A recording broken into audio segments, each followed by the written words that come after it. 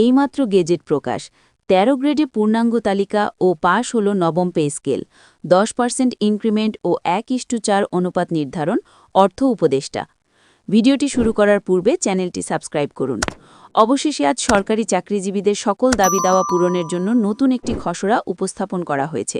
অর্থ উপদেষ্টা ড সালাউদ্দিন আহমেদের নির্দেশে এই খসড়া তৈরি করা হয়।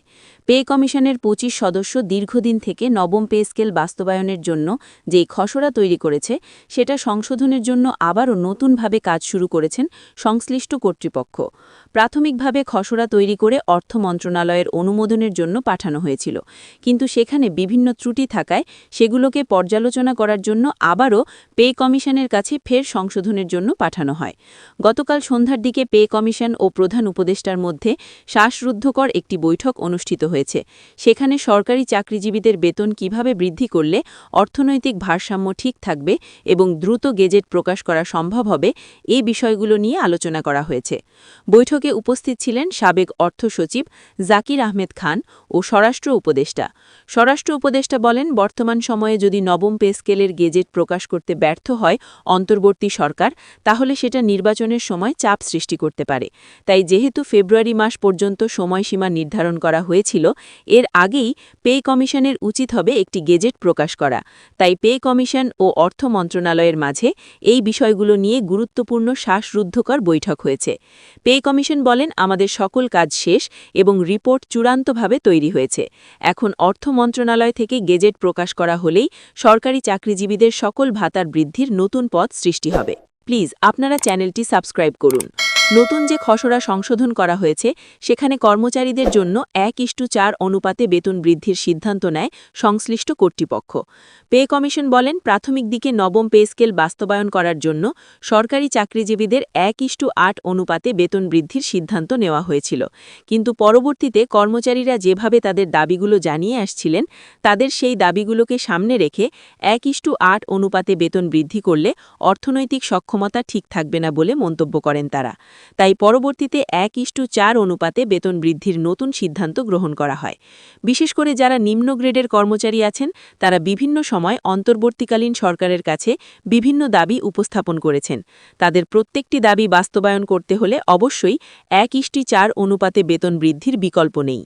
সংশ্লিষ্ট কর্তৃপক্ষ যেই সিদ্ধান্তগুলো নিয়েছে সেখানে সরকারি চাকরিজীবীদের বেতন ১৩ গ্রেডে বৃদ্ধির নতুন রূপরেখা তৈরি করা হয়। এছাড়াও কর্মচারীদের সকল ধরনের বৈষম্য দূর করার লক্ষ্যে পে কমিশনের সঙ্গে একাধিকবার বৈঠক করেছেন অর্থ মন্ত্রণালয়।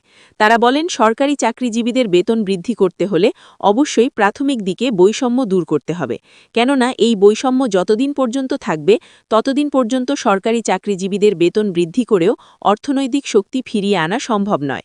তাই বেতন বৃদ্ধির পাশাপাশি এই বিষয়গুলোকে খুবই গুরুত্বের সঙ্গে পর্যালোচনা করছেন পে কমিশন ও অর্থ মন্ত্রণালয়। ভিডিওটি চলাকালীন সময় অবশ্যই আপনারা চ্যানেলটি সাবস্ক্রাইব করুন।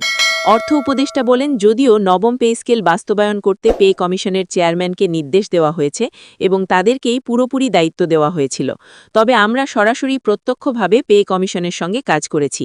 আমাদের মূল উদ্দেশ্য হল গ্রেড সংখ্যা পরিবর্তন ও বেতন বৃদ্ধি করা। এছাড়াও ২০১৫ সালে অষ্টম বেতন স্কেলে ইনক্রিমেন্ট ছিল মাত্র ৫%, কিন্তু নবম পে স্কেলে ইনক্রিমেন্ট ১০% বৃদ্ধি করার ফলে দ্রুত বেতন চূড়ান্ত সীমারেখায় পৌঁছাবে। তাই সকলের মতামতের উপর নির্ভর করে ১০% ইনক্রিমেন্ট চালু করা হয়েছে।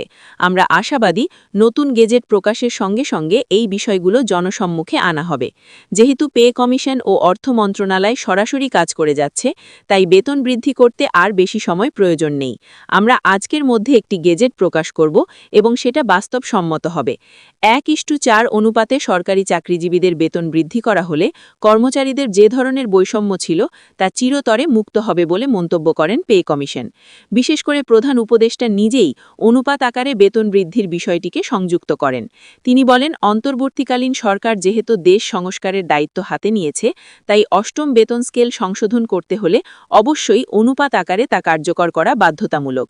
যদি অনুপাত আকারে বেতন বৃদ্ধি করা না হয় তাহলে বৈষম্য থেকেই যাবে। তাই সেই বৈষম্য থেকে পরিত্রাণ পেতে হলে অনুপাত আকারে বেতন বৃদ্ধি করা হবে এবং সেটা থাকবে ১:৪ অনুপাত আকারে। ভিডিওটি শেষ করার পূর্বে চ্যানেলটি সাবস্ক্রাইব করুন। বিদ্রোহ ভয়েসটা অবশ্যই ৫ মিনিটের বেশি লম্বা করবেন।